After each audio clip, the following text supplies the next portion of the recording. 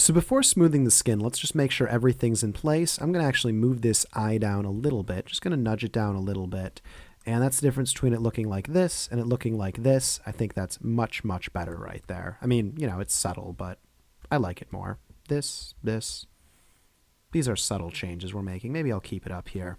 I'm going to go to all of these, and I'm going to merge these layers together, which is destructive editing, which I'm not a big fan of, but we're just going to do it that way for the sake of simplicity.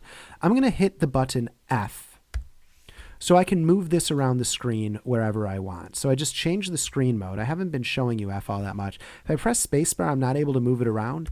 If I hit F and then hit spacebar, I am able to move it around, which I really like being able to use.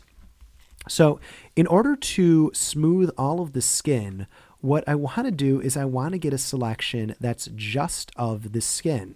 By duplicating the layer, blurring the new layer, and then erasing out all of the parts that we don't want. So I'm just going to duplicate this layer right here. I'm going to go into Filter, Blur, Gaussian Blur, and I haven't really shown you this all that much, but I'm going to go here and go to Gaussian Blur.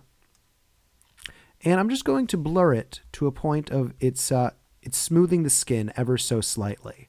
So it goes from this, which kind of has an oily, disgusting feel to it, to something that's more like that, which is just a little bit subtler. You know, it's not a huge blurring, it's just a slight blurring. So I'm going to do that, and then I'm going to erase out the parts that I don't want to be blurred. So essentially, let's go to my eraser tool. Let's increase the size of the brush right here. I'm going to make it so the eyes are 100% in focus. I'm going to make it so both eyes are. There we go. There we go. I'm going to make it so the bottom of the nose is in focus. I'm going to make it so the mouth is in focus. I want, you know, all of the hair to be in focus. So there we go right there.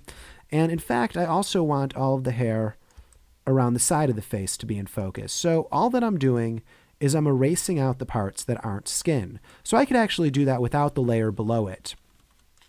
Let me just erase out all of these parts and be left with a pretty freaky image, but it gets the job done. I prefer looking at it like this because it doesn't scare me as much, and because, I don't know, I just like doing it that way. Also, it kind of works like magic if you have these two images on top of each other, and it's as if you're painting in clarity, which is kind of nice. But I'm just going to go around this, and there are other ways to go about just selecting the skin. So if I wanted to blur this a little bit more, I could just go into Filter, Blur, Gaussian Blur, and then I could just blur this a little bit more, and you'll notice that now it's only blurring the skin because the filter only applies to the layer that it's on. So there we go. It's blurred a little bit more. Looking better. All right, I'm going to merge these two layers together just by clicking both of them, going to merge layer, and what I'm going to do now is I'm actually going to go into image size. Excuse me. What I'm going to do now is I'm going to hit Control-T to transform, and I'm going to actually just make it skinnier by pushing it in like this. So there we go. Let me show you the before and after of what we did to this face. Before, after. Before, after. Before, after.